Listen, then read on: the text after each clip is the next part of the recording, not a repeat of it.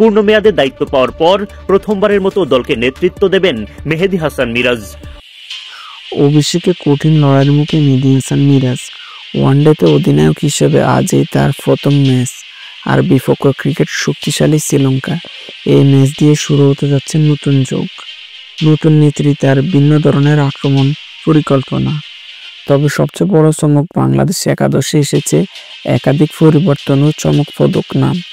যেখানে অনেকে ভেবেছিল অভিজ্ঞতার জায়গা নিশ্চিন্ত, সেখানে মিরাজের টিম ম্যানেজমেন্ট রেখেছে সাহসী দৃষ্টিভঙ্গি।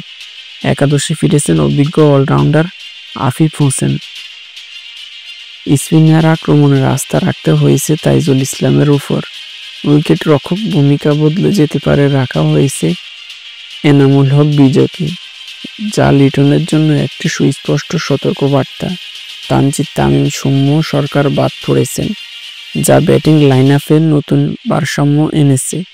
ক্রিকেট বিশ্লেষকদের মতে মিরাজ তার নেতৃত্বে শুরুতে চাইছে সিগন্যাল দিয়ে পারফরমেন্স শেষ করার কথা হৃদয় আর শান্ত আর তাসকিনদের উপর।